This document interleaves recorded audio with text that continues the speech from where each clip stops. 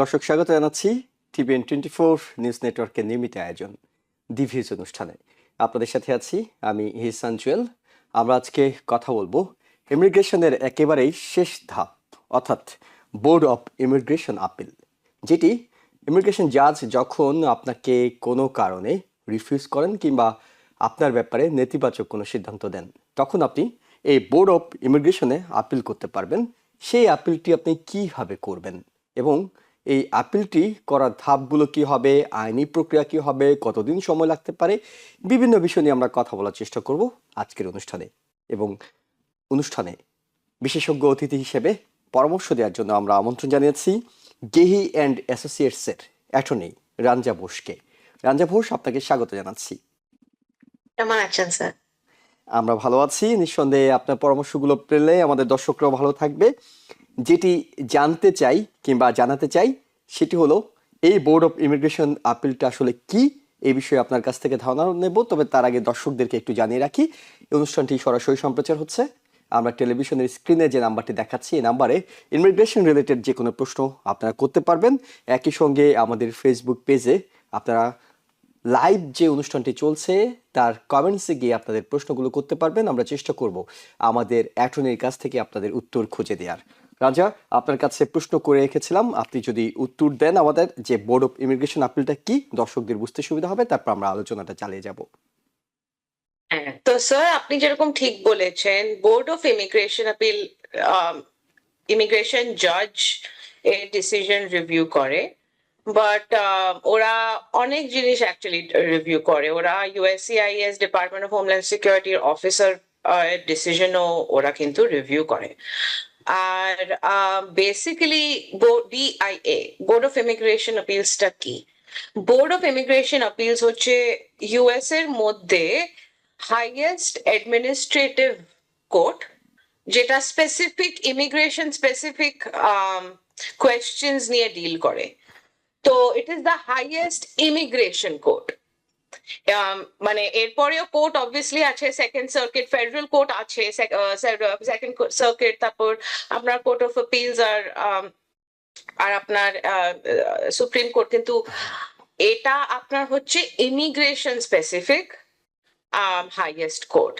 তো এরা কি করে, এরা হচ্ছে ইমিগ্রেশন জাজ আর department of homeland security officer, তাদের ডিসিশন গুলো ওরা কিন্তু রিভিউ করে। কি যদি কেউ এগ্রি করছে না একটা ডিসিশনের সাথে, ওরা ওটা আপিল করে। আর ইউজুয়ালি বিআইএ কিন্তু অনলি পেপার রিভিউ করে, মানে এরকম না কি কোর্টে যেতে হয় লয়ারকে, কোর্টের জাজের সামনে যেতে হয়, এমনি না। ওরা কিন্তু অন পেপার সবকিছু হয়। ভেরি রেয়ার কেসেস ওরা কিন্তু ওরাল আর্গুমেন্ট মানে লয়ার থেকে শোনে, but it is very rare. Okay, আর জি বলুন। আপনার যখন আপিল করবে একটা টাইম লাইন থাকে আপিল করার। হ্যাঁ, রিসেন্টলি দেয়ার এটি হ্যাভ বিন সাম প্রশ্নটি আপনার চেঞ্জেস। কাছে করতে চাই। মানে ইমিগ্রেশন জাজ যখন একটি সিদ্ধান্ত জানিয়ে দিলেন, আজকে সিদ্ধান্ত জানালেন, আমরা কি চাইলে আজকেই বোর্ড অফ ইমিগ্রেশন আপিল করতে পারবো, নাকি একটা নির্দিষ্ট সময় আছে, এর আগেও করা যাবে না, পরেও করা যাবে না? তো 30 days is the deadline. Recently Trump administration একটা রুল, না ট্রাম্প অ্যাডমিনিস্ট্রেশন মানে একটা রুল করেছিল, কি only 10 days থাকবে আপিলের, and that rule was actually active for a few days in March until একটা lawsuit আছে। তো ওই রুলটা এখনের জন্য বন্ধ। তো for now it's still 30 days। তো যখন ধরো 15th of April আজকে যদি ডিসিশন হয়, 15th of May অব্দি টাইম আছে to file something called a notice of appeal. Notice of appeal কি হয়? It is you are letting them know কি দেখো আমরা আপিল করছি এটা। আর একটা স্ট্যান্ডার্ড হয় কি কি লিখতে হয় ওই আপিল ফর্মের মধ্যে, exactly what part of the decision you are disagreeing with, you have to specify. মানে কোনো লিগাল আর্গুমেন্ট বানাতে হবে না at that point, but you still have to specify what exactly you are arguing. Are you arguing what part আপনি disagree করছেন? ওটা একটা brief লিখতে হবে। অ্যাকচুয়ালি এখন ওই রিকোয়ারমেন্টটা একটু স্ট্রিনজেন্ট আর একটু স্ট্রিক্ট হয়ে গেছে। ওইটা করতে হবে। আর একটা ফাইলিং ফি হয়। Filing fee usually depends on car decision আপনি ফাইল আপিল করছেন, বাট ফর ইমিগ্রেশন জাজ রাইট নাও ইট ইজ 1030। ওকে। তো ওইটা আপনাকে 30 days এর মধ্যে করতে হবে। ওকে, And ওটার পরে they will give briefing schedule আর কি। সেক্ষেত্রে খুব সহজ একটা প্রশ্ন আপনার কাছ থেকে জেনে নিচ্ছি, সেটি হলো বোর্ড অফ ইমিগ্রেশন আপিলে কি পুরো কেসটা নতুন করে আপনি যখন আপিল করবেন আপনাকে কি পুরো কেসটাই নতুন করে লিখতে হবে, জানাতে হবে, নাকি আগের যে কেসটা আপনার দেয়া আছে সেটি শুধুমাত্র নতুন ইমিগ্রেশনে আপিল কোর্ট সেটি রিভিউ করবে? তো যখন অ্যাকচুয়ালি গ্রেট কোয়েশ্চেন, যখন আপনি আপিল করছে আপনি শুধু one part of the decision, ওইটার আপনার what you are disagreeing with, ওইটা your only, that is the only thing the BIA decide করবে। যদি বিআইএ ডিসাইড করে কি আপনি যেটা বলেছেন কি হ্যাঁ, ঠিক বলেছেন কি সত্যি জাজ এই পার্ট এ ভুল করেছে, তখন বিআইএ কি করবে, বলবে কি আবার ইমিগ্রেশন কোর্টে পাঠিয়ে দেবে আর বলবে আবার কেসটা আর্গিউ করো, কেননা ফার্স্ট টাইম যখন আর্গিউ করেছিলে একটা ভুল হয়েছিল।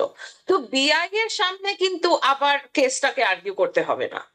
বিআইএ কে বলতে হবে কি দেখো জাজ এই ভুল করেছে, ওই জন্য প্লিজ আপনি ইমিগ্রেশন কোর্টে আবার কেসটা পাঠিয়ে দিন, কি আর একটা জাজ আবার করে পুরো নতুন করে কেসটা দেখতে পারে, আর যেই ভুলটা আগের জাজটা করেছিল ওই যে জাজটা ওই ভুলটা এবার করবে না। ওকে, সেক্ষেত্রে আমরা প্রক্রিয়ার ধাপগুলো, অর্থাৎ যখন কেউ একজন আপিল করবেন তিনি কোন কোন ফর্মে আপিলটা করতে হবে এবং কি কি ধাপ ফলো করে তিনি আপিলটা করবেন? তো একটা হয়, আপনি ঠিক বলেছেন, ফর্ম E26 যেটা হয় ওটা is only the appearance form for the attorney, মানে যে অ্যাটর্নি আপিল করছে সে নিজের অপিয়ারেন্সটা দিচ্ছে। And তারপর আপনাকে সেপারেট একটা নোটিস অফ আপিল হয়, that notice of appeal form is separate, ওটার মধ্যে আপনাকে এক্স্যাক্টলি আর্গিউ করতে হবে আপনার প্রবলেমটা কি ডিসিশনের সাথে।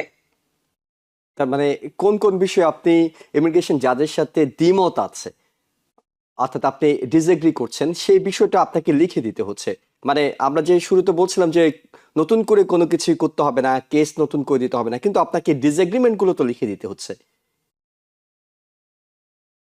এক্স্যাক্টলি, ধরো জাজ বলেছে কি এই পার্টটায় এই অ্যাসাইলাম কেসে কোনো রিয়েল পারসিকিউশন হয়নি, হার্ম হয়নি, হুম হুম। কেননা মারধর হয়নি, ধরো জাজ এইটার জন্য ডিনাই করেছে। তো আমরা বলতে পারি অন আপিল কি জাজ এই পার্টে ভুল করেছে, অ্যাকচুয়ালি পারসিকিউশন হয়েছে, অ্যাকচুয়ালি হার্ম হয়েছে। আর বিআইএ যদি অ্যাগ্রি করে তখন আবার ওরা ব্যাক টু ইমিগ্রেশন কোর্ট পাঠিয়ে দেবে কেসটাকে, আবার নতুন করে আবার অন্য একটা নতুন ইমিগ্রেশন জাজ নতুন করে কেসটাকে দেখবে।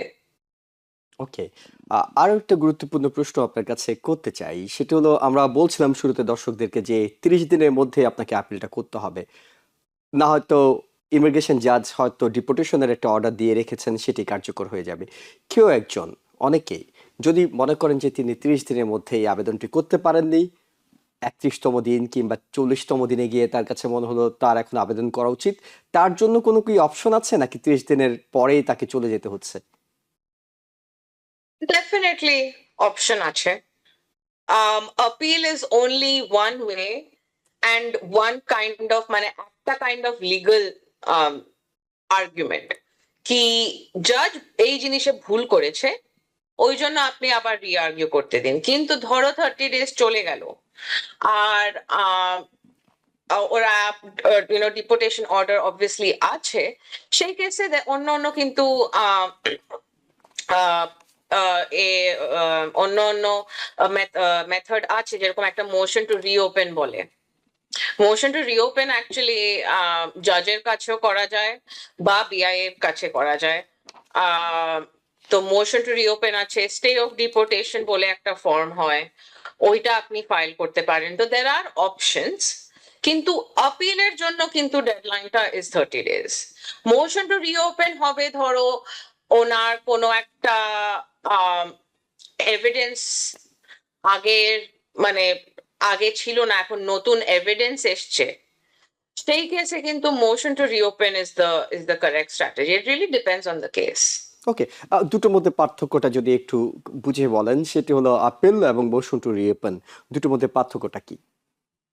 হ্যাঁ, তো motion to reopen, appeal is actually a very specific. আমি যেরকম বললাম কি, একটা আপনি বলছেন কি ডিসিশনের সাথেই আপনার একটা ডিসএগ্রিমেন্ট আছে, মানে জাজ যেই লটা অ্যাপ্লাই করেছে যেটা আপনি বলছেন ঠিকভাবে অ্যাপ্লাই করেননি, সেইটা হচ্ছে আপিল।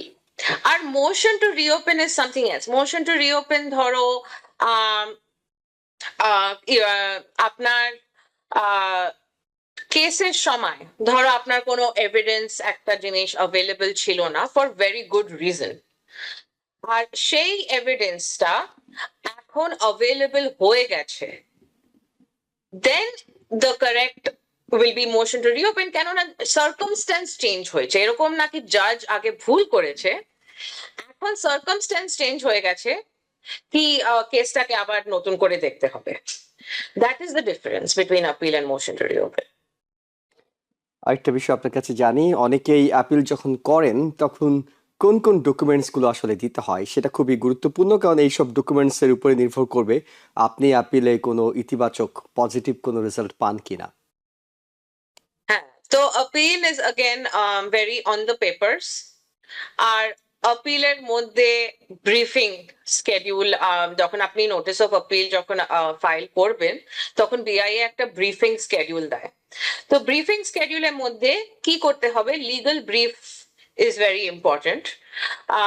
লিগ্যাল ব্রিফ হচ্ছে আপনি যেরকম বললাম আর্গুমেন্ট, যে কোন প্রবলেমটা হয়েছে সেটার মধ্যে আর্গুমেন্টটা আপনাকে লিগ্যাল ব্রিফের মধ্যে সেটাকে আপনাকে সাবমিট করতে হবে, মানে আপনাকে রিসার্চ করতে হবে, এটা লয়ারের কাজ। লয়ারকে ভেরি থারো রিসার্চ করে আর আগের বিআইএ ডিসিশন দেখে, আগের কোর্টের ডিসিশন সব দেখে, একটা খুব থারো রিসার্চ করে একটা ব্রিফ সাবমিট করতে হবে। আর একটা টাইমলাইন অবভিয়াসলি দেবে, যে ব্রিফিং স্কেডিউলটা দেবে। তারপর ডিপার্টমেন্ট অফ হোমল্যান্ড সিকিউরিটি কিন্তু একটা অপরচুনিটি পায় two respond to that brief. মানে ওদেরও একটা, মানে ওদের কি টেক, মানে ওদের কি ওপিনিয়ন বেসড অন আমাদের argument, and then we also have another chance, আমাদের চান্স আর একটা থাকে ওটা রেসপন্স করার।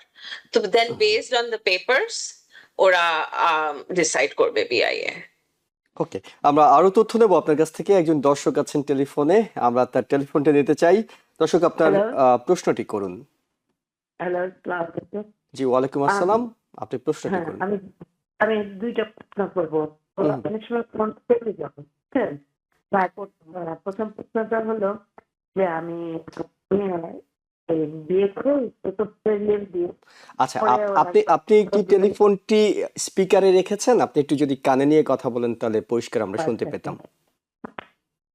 আমি বলছিলাম যে আমার দুইটা প্রশ্ন আমার। জি, আমরা শুনতে পাচ্ছি। তা আমার সে প্রশ্নটা হলো যে আমার মেয়ে বিয়ে করছে, রিয়েল বিয়ে, হ্যাঁ, সিটিজেনশিপ।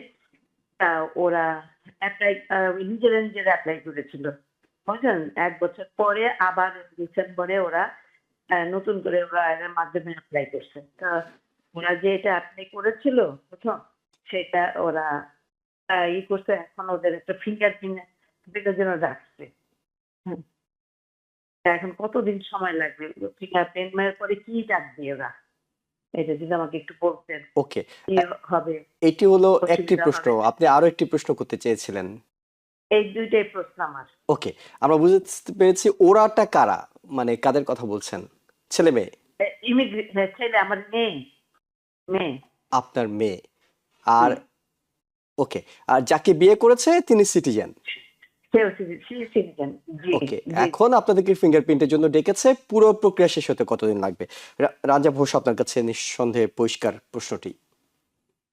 আর না অ্যাকচুয়ালি বাংলাটা এত ভালো না, আমি ভালো করে, আপনি যদি একটু ভালো করে ট্রান্সলেট করতে পারবেন আচ্ছা, আমার জন্য। এটি হলো ওনার মেয়ে একজন সিটিজেনকে বিয়ে করেছেন, 1 বছর পরে, প্রায় 1 বছর পরে ফিঙ্গারপ্রিন্টের জন্য কল করেছেন তাদেরকে।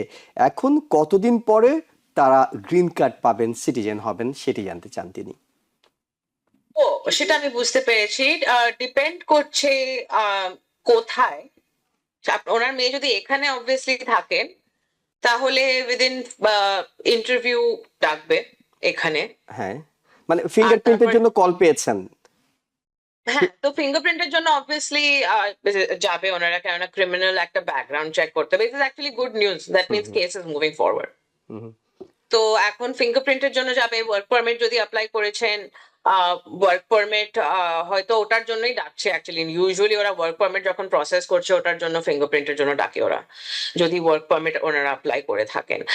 এখন এক্সপেক্ট করা যায় ইন্টারভিউ হবে। ইন্টারভিউতে আপনাকে যেতে হবে দুটোই, মানে I-130, 485 দুটোই ইন্টারভিউ, স্বামী আর স্ত্রীকে যেতে হবে। আর তারপর ইন্টারভিউতে অ্যাপ্রুভ হয়ে যাবে, ডিপেন্ডিং কত লং বিয়ে, 2 বছরের কম বা এক 2 বছরের এক বেশি। বছর, 1 বছর। 1 বছরের বিয়ে, তো তাহলে ওরা 2 বছর, 2 বছরের গ্রিন কার্ড পাবে। ওকে, ওয়ার্ক পারমিট পাবে, ঠিক আছে, কিন্তু গ্রিন কার্ড পেতে কতদিন লাগবে? সো রিয়েলি ডিপেন্ড করে ইন্টারভিউ এর ওপর, কখন ইন্টারভিউ পাবে। Really no prediction. অফিসের ওপর ডিপেন্ড করে, লাকের ওপর ডিপেন্ড করে। আমি জানি সাম কাপলস অ্যাপ্লাই করেছে, উইদিন 8 মাস ওদের ইন্টারভিউ হয়ে গেছে, সব হয়ে গেছে। But I know some couples 2 বছর বসে আছে, ওয়ার্ক পারমিট পেয়েছে বাট ইন্টারভিউ পায়নি। ইট রিয়েলি ডিপেন্ডস। ওকে, আশা করি দর্শক আপনার প্রশ্নের উত্তরটি পেয়েছেন। আমরা আবারও আগের আলোচনায় ফিরছি। অ্যাটর্নি রাঞ্জে বোস, আপনার কাছে যেটি জানতে চাই সেটা হলো, আপিল যারা করেন, আমরা ধরে নিচ্ছি যাদেরকে ইমিগ্রেশন জাজ নেগেটিভ আনসার করেছেন, তারা বেশিরভাগই আপিল করেন, কিন্তু সবাই কি সাকসেস হন, অর্থাৎ সবাই কি সফল হন, নাকি কোনো কোনো কারণে অনেকেই সাকসেস হন না? অনেস্টলি বলবো, success rate is really depends on the case. অনেকজন বলে কি ঠিক আছে আপিল করব, কিন্তু আপনার অ্যাকচুয়ালি বেসিস আছে নাকি না আপিল করার, দ্যাট রিয়েলি মানে ডিপেন্ড করে। একটা অ্যাকচুয়াল রিজন হওয়া উচিত আপিল করার জন্য। বাট যদি ওই রিজনটা না থাকে and some অন্য basis থাকে, then motion to reopen is again a possibility. But especially মানে it's difficult, and right now it's become a little bit more difficult. আমি again এখনের জন্য এই রুলটা বন্ধ হয়ে গেছে, কেননা বাট কদিন আগে একটা রুল এসেছিল কি বিআই এর সব কেস যেখানেই যাবে একটা অটোমেটিক ডিসমিসাল হবে unless the appeal meets some exceptions. Now এখন এই রুলটা again for now it is stopped. Okay, But it is a possibility. It has been floating around. মানে মাঝখানে যে বিষয়টা আপনি বলছিলেন, মানে আপিল করে কোনো লাভ হতো না, যারা আপিল করবে ডিসমিস হয়ে যেত, মানে এটি হয়তো এক্সট্রা অল্প কয়েকটা দিন হাতে পাওয়া যেত, কিন্তু আলটিমেটলি এটি কাজ হতো না, নাকি কোনো দিনই পাওয়া যেত না? না মানে যেই রুলটা হয়েছিল which was active only for few days, এখনের জন্য মানে it is not active. ওকে, তো মানে অটোমেটিক ডিসমিসাল, বিআই দেখবেই না আপনার কেসটা। আপনাকে রিয়েল যদি আপিল করতে হয় আপনাকে সেকেন্ড সার্কিটে যেতে হবে, which is ফেডারেল কোর্ট। ওকে, তাহলে সেই ক্ষেত্রে আমরা একটু আপনাদের অভিজ্ঞতা থেকে শুনি, যারা আপিল করছেন, যাদেরটা ডিনাই হয়ে যাচ্ছে আপিলের পরেও, কোন কোন ভুলের কারণে আসলে এটি ডিনাই হচ্ছে, তারা কি ধরনের ভুলগুলো করছেন আপিল করার সময়? অ্যাকচুয়ালি দ্য স্ট্যান্ডার্ডস গুলো স্ট্রিক্ট হয়ে গেছে। যখন আমরা একটা আপিল করি আর ব্রিফ সাবমিট করি, আমরা একটা লিগ্যাল আর্গুমেন্ট বানাই কি দেখো অ্যাকর্ডিং টু এই বিআইএ ডিসিশন অফ এই ইয়ার এই জাজটা ভুল করেছে। তো usually the BIA will deny it based on something to do with our argument, বা বলবে কি this was not an appealable issue at all, um আর but it is not like পুরো মানে আপিল একদম হচ্ছে না। আমরা কটা সাকসেসফুল আপিলও হয়েছে আমাদের, where আমরা ঠিক করে আর্গিউ করেছি কি জাজ কি কি অ্যাকচুয়ালি ভুল করেছে। um তো it is really not, it is really depends on the case. Okay, সেক্ষেত্রে আমরা আপিল চলাকালীন যে প্রশ্নটি চলে আসে অনেকের কাছে, আপিল চলাকালীন সময় কি ডিপোর্টেশনটা বন্ধ থাকে? হ্যাঁ, while the appeal process is pending আপনার ডিপোর্টেশনটা বন্ধ থাকবে। জাস্ট ফর সেফটি আমরা অনেক স্টে অফ ডিপোর্টেশনও একটা ফাইল করে দিই ডিপেন্ডিং অন দ্য কেস। উম, খুবই গুরুত্বপূর্ণ বিষয়টা হলো যে এই আপিলটা অর্থাৎ বিআই এর কাছে যখন আপনি আপিল করছেন, তারা সাধারণত আমরা জানি যে ইমিগ্রেশন যাদের কাছে যখন আপনি যাচ্ছেন এখনকার অনেক সময় লেগে যাচ্ছে, 3 বছর, 5 বছর, 7 বছর, 10 বছরেরও বেশি অনেকে লাগছে। কিন্তু যখন আপিল কোর্টে সেটি গেল, বোর্ড অফ ইমিগ্রেশনের আপিল করলেন আপনি, সেইখানে এই সিদ্ধান্ত পেতে আপনার কতদিন সময় লাগছে? The Board of Immigration Appeals are actually really again depend on the case. যখন আমরা 30 days এর মধ্যে নোটিস অফ আপিলটা যখন ফাইল করি তখন ফর দেন আমাদের কাজ শেষ until the BIA decide একটা ব্রিফিং schedule decide করবে। তো appeal process also takes 3-4 years often. ওকে, তার মানে সর্বোচ্চ 3-4 বছর সময় লাগছে। আপনি এই 3-4 বছর সময়ও পাচ্ছেন, আমেরিকাতে আপনি স্টে করতে পারছেন, এই সময়টাতে কি আপনার ডিপোর্টেশনের কোনো আতঙ্ক আছে? না, while the appeals process is pending, you are allowed to stay in the United States. হুম। সেফটির জন্য আমরা একটা স্টে অফ ডিপোর্টেশন বলে একটা জিনিস এ করে ফেলি। But while the appeals process is pending, আপনার ডিপোর্টেশন অর্ডারটা টেম্পোরারি স্টপ হয়।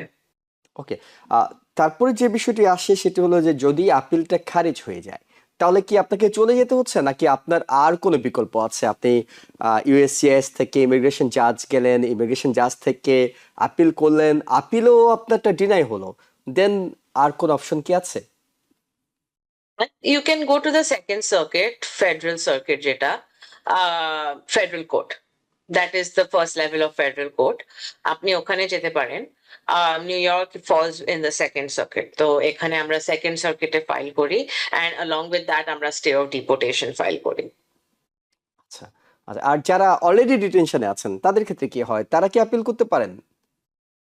They can always appeal, but আমরা দেখছি অনেক লোকেরা যখন the prospect of staying মানে ভাবে কি ঠিক আছে যখন appeals processটা pending হবে আমার it is very much possible কি আমি ডিটেইন থাকবো, ওরা কিন্তু অনেক গিভ আপ করে দিচ্ছে আমরা দেখছি।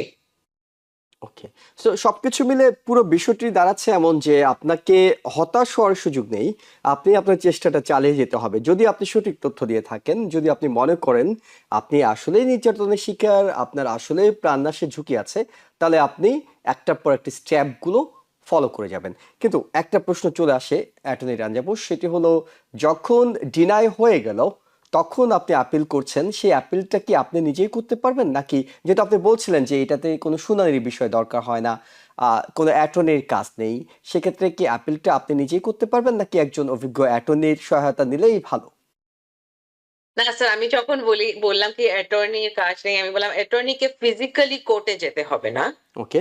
কিন্তু পেপারের মানে পেপার ফাইল তো করতে হবে, মানে you hmm. Still have to make a brief. Hmm. ওইটার জন্য ডেফিনেটলি অ্যাটর্নির দরকার, কেননা আপনাকে একটা লিগ্যাল আর্গুমেন্ট বানাতে হবে, সেটার জন্য আপনাকে লিগ্যাল রিসার্চ করতে হবে, কিরকম করে লিগ্যাল রিসার্চ করতে হয়, কিরকম করে মানে এটা আমাদের কাজ জি। অবভিয়াসলি।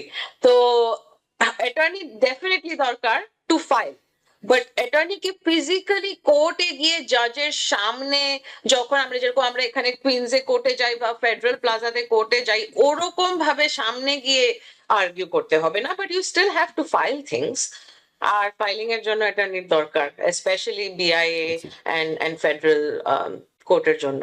নিঃসন্দেহে, কারণ অনেকগুলো লিগ্যাল বিষয় থাকে যেখানে আপনার একটা ভুল হতে পারে, সেক্ষেত্রে একজন আহ, অভিজ্ঞ যিনি অ্যাটর্নি আছেন, যিনি আইনের এই বিষয়গুলো খুব ভালো বুঝেন, তিনি নিঃসন্দেহে আপনাকে অনেক বেশি সহায়তা করতে পারবে।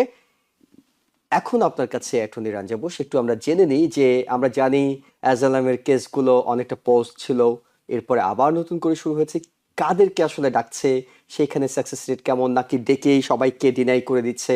এক ধরনের আতঙ্ক তো অনেকের মধ্যে আছে। আসলে বিষয়টা কি হচ্ছে এখনকার কোর্টের এক্সপেরিয়েন্স গুলো কি আপনাদের?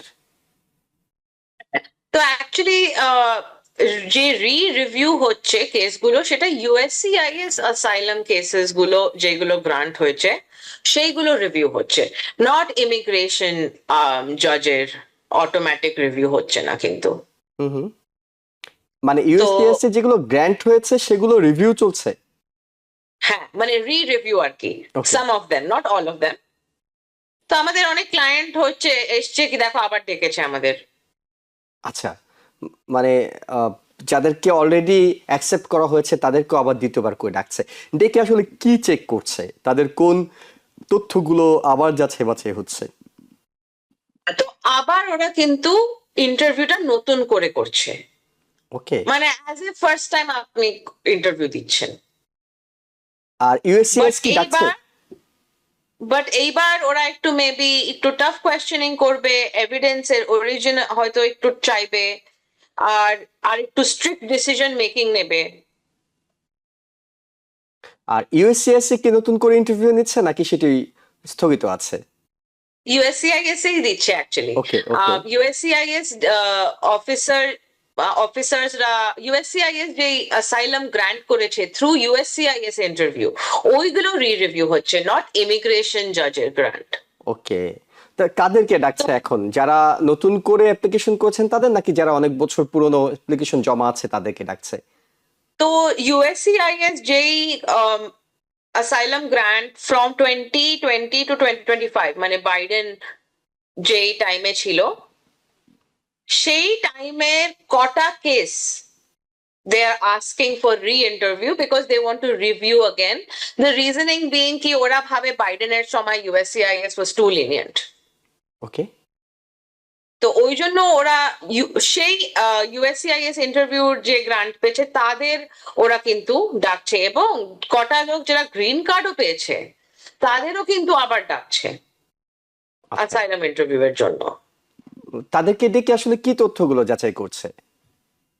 they are doing their re-interview, মানে আবার যেরকম অ্যাজ এ ফার্স্ট টাইম আপনার ইন্টারভিউ হয়েছিল তো আপনাকে আবার আপনার স্টোরি বলতে হবে, আবার আপনাকে আপনার ডকুমেন্ট, ওদের কাছে তো আছে সবকিছু, কারণ আপনি তো সাবমিট করেছিলেন। হুম হুম। তো হ্যাঁ, তো আবার আপনাকে গিয়ে আপনাকে আপনার কোয়েশ্চেন্স আনসার করতে হবে, the same thing that you did the first time, you have to go and do it again.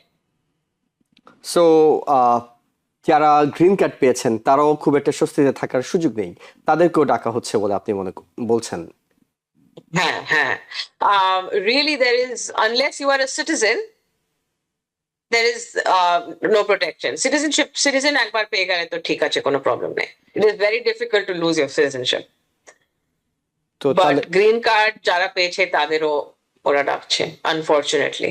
সেক্ষেত্রে তাদেরকে কোন কোন বিষয়গুলো সতর্ক থাকা উচিত? যারা গ্রিন কার্ড পেয়েছেন তারা দেশে যাওয়ার চেষ্টা করবেন না, এবং অন্যান্য যে তাদের কেসগুলো তারা বলেছেন যাতে সেই কেসের স্টেবিলিটিটা থাকে, অর্থাৎ সেই কন্ডিশনটা এখনো আছে, সেটি যদি হয়। সাপোজ আমি আপনাকে একটু কেস স্টাডি দিয়ে বলি, বাংলাদেশ থেকে যারা করেছেন গ্রিন কার্ড পেয়েছেন তারা হয়তো একটি গভর্নমেন্টের পরিস্থিতি বলে তারা গ্রিন কার্ড পেয়েছেন, এখন দেখা গেল সে গভর্নমেন্টে চেঞ্জ হয়ে গেছে, এখন তাদের গ্রিন কার্ডের ক্ষেত্রে কি সমস্যা হবে? তাদেরকে বলবে যে তুমি যা যা বলেছিলে সেই সমস্যা তো এখন নেই, সো ইউ ক্যান গো? হ্যাঁ, সেইটা actually not suppose to happen. Okay. Ideally legally ওটা হওয়া উচিত না, because your asylum is dependent on আপনি কখন দিয়েছিলেন, আপনার কখন অ্যাকচুয়াল গ্রান্ট হয়েছিল। জাস্ট বিকজ আপনার চেঞ্জ হয়ে গেছে condition doesn't mean they can unilaterally just take it away. What they will ask is আপনার স্টোরির মোর ডিটেল, এক্স্যাক্টলি আপনার কি হয়েছিল, আপনার ডকুমেন্ট রিয়েল নাকি না, হুম হুম। ওইটা দেখবে। আপনার ধরো অবভিয়াসলি আপনার conduct after the interview is also important, আপনি যেরকম বলেন আপনি ওয়াপাস গেছেন নাকি না, হুম। বা আপনি এখানেও হয়তো কিছু করেছেন which is opposite to what you had told in Statement. your interview. ওকে, মানে তো পরবর্তীতে। ওইগুলো আপনাকে কিন্তু দেখতে হবে। আচ্ছা, সেক্ষেত্রে যারা গ্রিন কার্ড নয় কিন্তু যাদের এখনো কেস চলছে, তারা যদি আগে এক ধরনের ইনফরমেশন দিয়েছেন, আগের সরকারের সময়ের জন্য তারা এক ধরনের ইনফরমেশন দিয়েছেন, এখনো তাদের গ্রিন কার্ড হয়নি, শুনানি হয়নি, কোনো কিছু হয়নি, কিন্তু এখন দেখা গেল তারা আগে যাদেরকে বলছিলেন যারা তাদের প্রাণনাশের জন্য অর্থাৎ তাদের জীবনের জন্য হুমকি, তারা এখন নেই, তাদের জন্য কি হচ্ছে? তারা কি কেসটাকে নতুন করে সাজিয়ে দেবেন নাকি তারা আগের তথ্য যা দিয়েছেন সেখানেই ফিক্সড থাকবেন? তো আনফর্চুনেটলি এটা আমরা অনেক দেখছি, specially with changing political condition বাংলাদেশে। আমরা দেখছি কি অনেক অ্যাসাইলাম যা পেন্ডিং সেইগুলো ডিনাই হয়ে যাচ্ছে। তো if your asylum is still pending, আপনি এখনো গ্রান্ট হয়নি, ডিনাই হয়নি, এখনো পেন্ডিং আছে, আর আপনার 2024 এর আগে আপনি অ্যাসাইলাম অ্যাপ্লাই করেছিলেন, একটা আপনি বলেছিলেন কি আপনার হার্ম হয়েছে আওয়ামী লীগ থেকে, আর এখন আওয়ামী লীগ ফর এক্সাম্পল নেই, ওই কেসে কিন্তু হ্যাঁ আপনার ডিনাইয়ালের চান্স আছে। এখন আপনি আপনার স্টোরি কিন্তু নতুন করে করা যাবে না। আপনি তো একবার একটা অলরেডি বলে দিয়েছেন কি এটার জন্য আমার ভয়, কিন্তু what you can do is আপনি বলতে পারেন কি এই চেঞ্জটার পরেও আমার জন্য এখনো সেফ না ফর সাম রিজন। এই আর্গুমেন্টটা আপনি বানাতে পারেন, মানে আপনি নতুন করে স্টোরি করতে পারেন না। মানে আপনার যদি কোনো হিয়ারিং হয়নি এবং আপনারটা ডিনাই হয়নি, অ্যাকসেপ্ট হয়নি, মানে একেবারেই আপনি জাস্ট কেসটা দিয়ে রেখেছেন, সেক্ষেত্রে আপনি পারবেন না, চেঞ্জ করতে পারবেন না। অবভিয়াসলি নতুন আপনি এভিডেন্স অলওয়েজ সাবমিট করতে পারেন। You can always submit your evidence until আপনার ডেডলাইন, যেটা কোর্টে একটা ডেডলাইন থাকে 15 or 30 ডেজ আপনার হিয়ারিং এর আগে। তো ওই ডেডলাইনটার অবধি আপনি এভিডেন্স সাবমিট করতে পারেন এবং আপনার নতুন স্টেটমেন্টও আপনি সাবমিট করতে পারেন। কিন্তু আপনি যদি নতুন করে একটা নতুন ফ্যাক্টস হঠাৎ আপনি যদি দিন, এত বছর করে আপনি বলেননি, এখন করে হঠাৎ করে আপনি নতুন জিনিস আপনার মনে হচ্ছে, তো ওইটা জাজ দেখে একটু বলবে কি এটা কি। মানে as a lawyer, if you're thinking a changing story does not really help, মানে জাজ বলবে কি আপনি, আমি জানি না আপনি ঠিক জিনিস বলছেন না কিনা, আপনি ঠিক কথা না মিথ্যে কথা বলছেন না কিনা। what you can do is আপনি বলতে পারেন কি হ্যাঁ ঠিক আছে জিনিস চেঞ্জ হয়েছে, কিন্তু আমার সিচুয়েশনটা কি আমার জন্য এখনো সেফ না, maybe for the same reasons but for other reasons, that is okay. But নতুন facts you can add, but it just won't seem good as a case.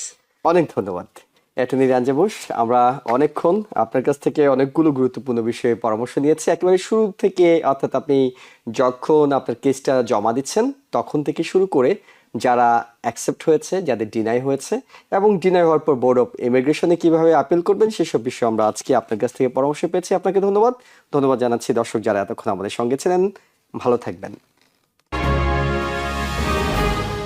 TBN 24 television দেখতে আজই কল করুন 7187776556। লগ ইন করুন www.totalcablebd.com।